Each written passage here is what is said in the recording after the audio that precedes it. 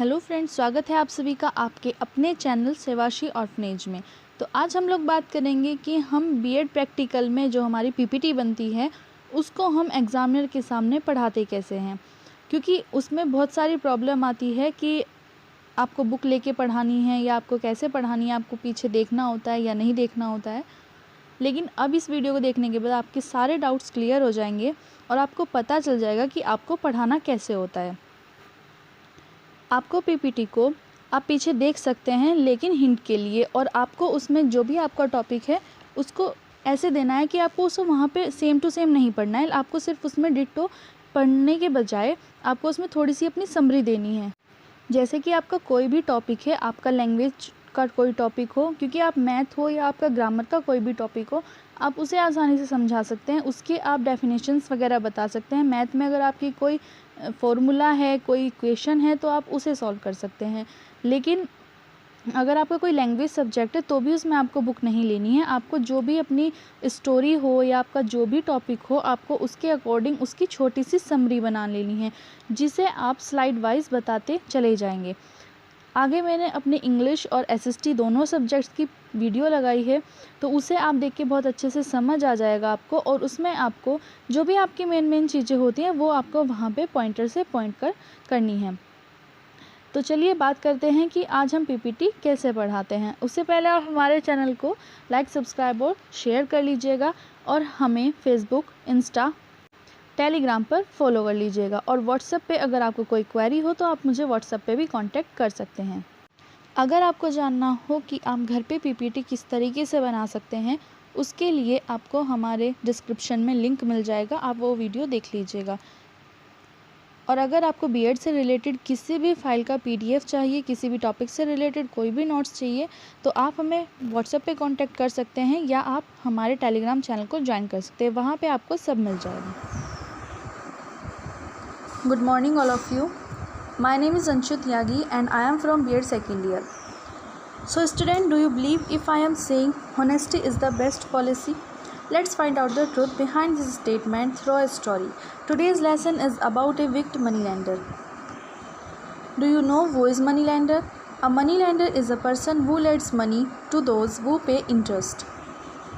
Kanhaiya Lal was a rich and corrupt moneylender. However, he was a miser. Do you know who is miser? A miser is a person who does not want to spend money even on the basic necessities of life.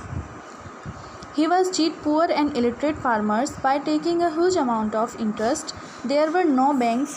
Villagers had no other option but to borrow money from Kanhaiya. One day he was returning home after having done good business. He lost his gold coins bag. So he announced a reward for a person who found and returned her bag. However, he had a plan so that he would avoid giving the reward. He did not mention an exact number of gold coins. Next morning, a poor farmer Bhola found her bag and visited Kanhaiya's house to return her bag and receive the reward. Kanhaiya started counting the coins and he blamed Bhola for stealing the coins. Kanhaiya told there were 21 coins in that bag and now only 20 coins. After this false blame, Bhola went to the village headman to complain. Mukhya inquired what is the exact matter and immediately called Kanhaiya, and the Mukhya told Kanhaiya that there were 21 coins in your bag and the bag that Bhola got has 20 coins. Mukhya understand that Kanhaiya was not a good man. After that, Mukhya told Kanhaiya, this bag is not yours. Now no one claim Bhola. The Mukhya taught Kanhaiya a lesson and certainly he punished it. It is important that you should not cheat others for your own benefits. You should be loyal and honest in her life. Good afternoon students, my name is Anshu Tyagi and I am from B.Ed second year. आज का हमारा topic है सिंचाई के साधन। जैसा कि आप सभी जानते हैं कि वर्तमान काल में सिंचाई किन किन साधनों से की जाती है, जिसमें आपकी नहरें, आपके नलकूप, समरसेबिल, ये चीज़ें आती हैं। उससे पहले प्राचीन काल में, मध्यकाल में किस तरीके से सिंचाई की जाती है, आज हम यही बात करेंगे।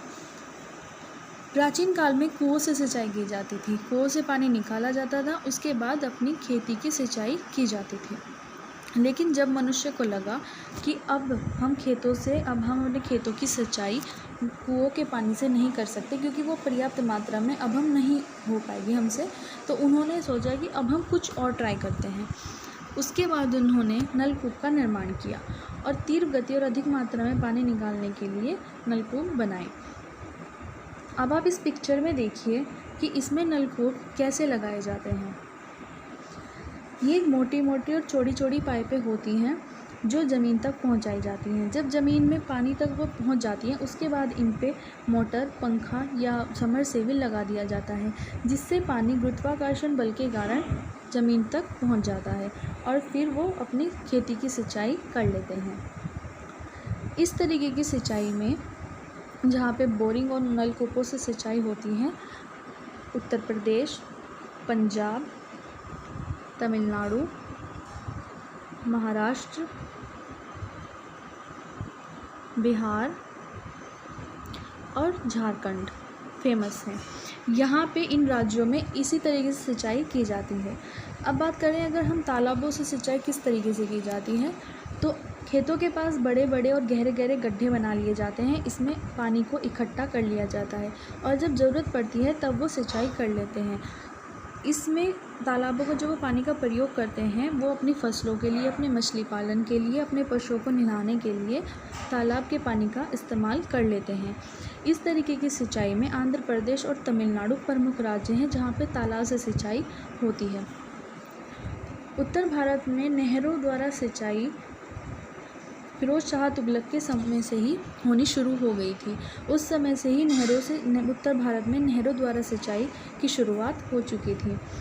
नदियों पर बांध बनाए जाते हैं और इन्हीं बांधों से बड़ी बड़ी नदियाँ निकाली जाती हैं, जिससे पानी गुरुत्वाकर्षण बल के कारण और क्षेत्रों में पहुंचा दिया जाता है।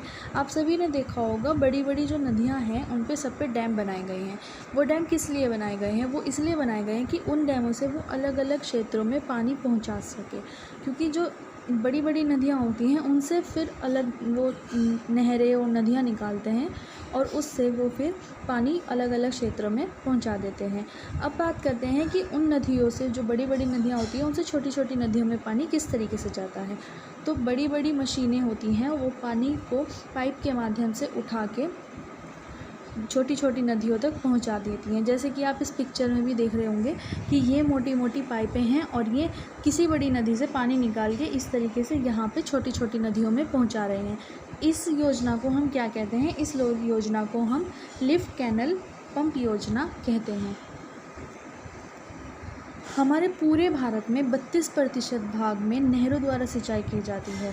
अब हम बात करते हैं टपक सिंचाई पद्धति। टपक सिंचाई पद्धति एक नवीन पद्धति है जिससे फसलों की इतनी ही सिंचाई की जाती है जितनी उन फसलों को ज़रूरत होती है।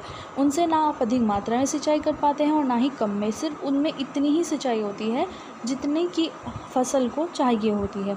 इस पद्धति को टपक सिंचाई पद्धति कहते हैं। अब अगर हम बात करें कि इसमें सिंचाई किस तरीके से होती है, तो ये आप देखिए, यहाँ पे प्लास्टिक की छोटी छोटी पाइपें पूरे ज़मीन में फैला दी जाती हैं और इनके जहाँ पे ये होता है ना, जोड़ जहाँ से पानी निकलेगा, जैसे यहाँ पे बूंद बूंद पानी निकल रहा है, इस तरीके से इनके आसपास पौधे लगा दिए जाते हैं। जो पौधे होते हैं उनकी जड़ में ये बूंद बूंद पानी टपकता रहता है। इस तरीके की पद्धति से बागवानी फसलों, फल फूल, साग सब्जी आदि की सिंचाई की जाती है। अब अगर हम बात करें स्प्रिंकलर विधि, तो स्प्रिंकलर विधि का शाब्दिक अर्थ है छिड़काव। आप सबने अपने घरों में देखा होगा फुहारा लगा हुआ होता है। उस फुहारे से पानी किस तरीके से आता है? या तो बूंद बूंद पे पानी आता है या फिर थोड़ा थोड़ा ही पानी आता है और वो पानी आपका बहुत ज़्यादा क्षेत्र में फैल जाता है।